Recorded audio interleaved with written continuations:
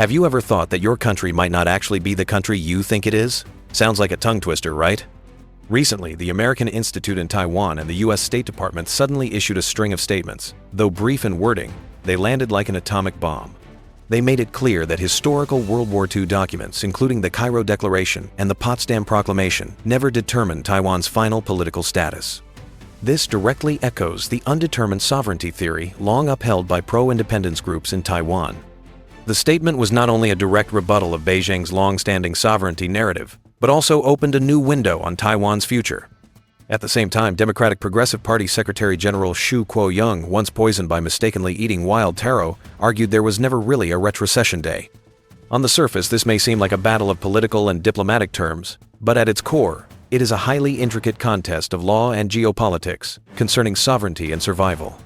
To understand the dispute, we have to start with the documents themselves, like pirates hunting for historical texts. The People's Republic of China's official narrative has always insisted that Taiwan, Penghu, Kinmen, and Matsu were fully returned to China in 1945 when Japan surrendered.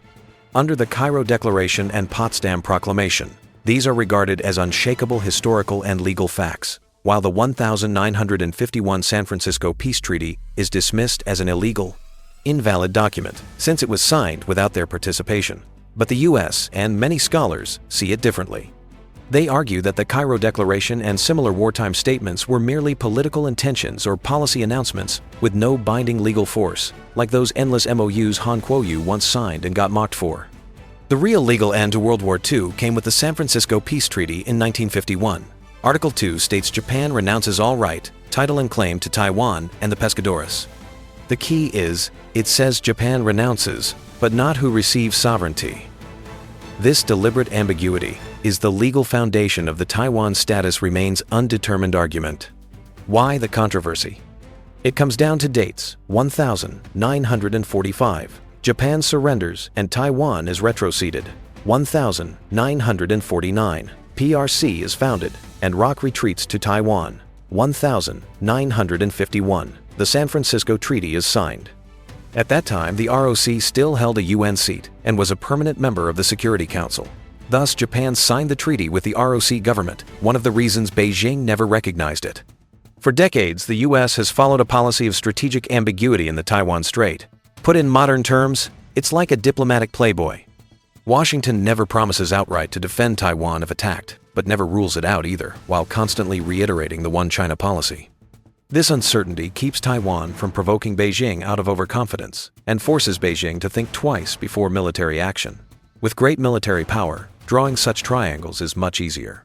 But the latest AIT and State Department statements are being read by experts as a shift from strategic ambiguity to tactical clarity. It's not a wholesale policy change, but rather elevating the legal position of Taiwan's status undetermined from a quiet, background stance into an open diplomatic tool. In doing so, Washington is reclaiming deterrence and balance in the Taiwan Strait. Whenever the U.S. says something new, the first question should be, why now? Why not earlier? Why not later? Real-world diplomacy and politics rival palace intrigue in calculation and strategy. First, this undetermined status declaration is a counterattack against China's legal warfare. Beijing has recently leaned heavily on World War II documents to frame Taiwan as an internal matter, laying the groundwork for possible military action. By pushing back on legal grounds, Washington prevents Beijing from monopolizing the domestic issue narrative and preserves legitimacy for future international involvement. Second, it's a shrewd diplomatic move. The timing coincides with intense U.S.-China trade talks. Putting Taiwan's status back on the table gives Washington extra leverage, forcing Beijing to concede on other fronts. Most importantly, it lays a legal foundation for future military action.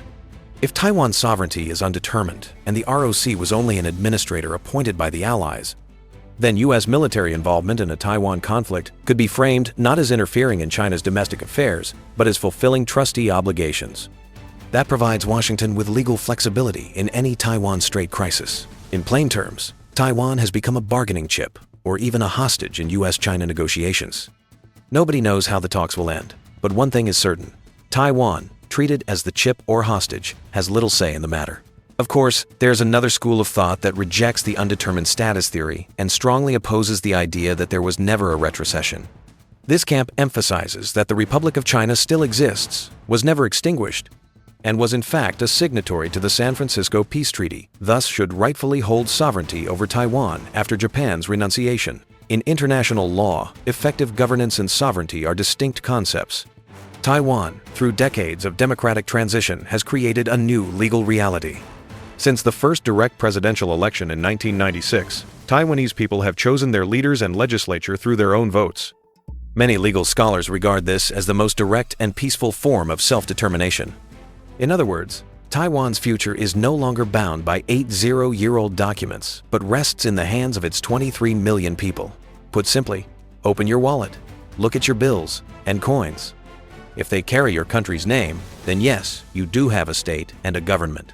The storm has triggered strong reactions on all sides. China's Foreign Ministry spokesperson, Lin Jian, condemned the U.S. remarks as distorting facts and misleading the public. Beijing's biggest fear is that the undetermined status narrative provides grounds for foreign interference, undermining its claim that Taiwan is strictly an internal matter. Taiwan's Foreign Ministry spokesperson Jeff Liu publicly welcomed and thanked Washington, stressing that the international community sees clearly. Yet in Taiwan itself, reactions were polarized. The DPP and pro-independence voices hailed it as a green light for legal independence, seeing in it a chance for Taiwanese to decide their own future. Meanwhile, the KMT criticized it as damaging national sovereignty and contrary to ROC interests. In short, Taiwan is the topic, but Taiwanese authorities aren't the ones with the decisive say. This US-led legal and political offensive signals a new stage in cross-strait dynamics. Washington recognizes that under China's legal warfare and military pressure, merely maintaining the status quo is insufficient. It is trying to reshape the status quo, redefining Taiwan's position as sovereignty undetermined, not an internal matter of Beijing. For Taiwan, this is both an opportunity and a challenge. It creates new space in international law, but also risks stronger Chinese retaliation and greater pressure. The real question is whether Taiwan can forge internal consensus and respond prudently. The U.S. seeks to exploit ambiguity for maximum benefit. Can Taiwan, too, find its own form of ambiguity, positioning itself as the indispensable small piece between two giants?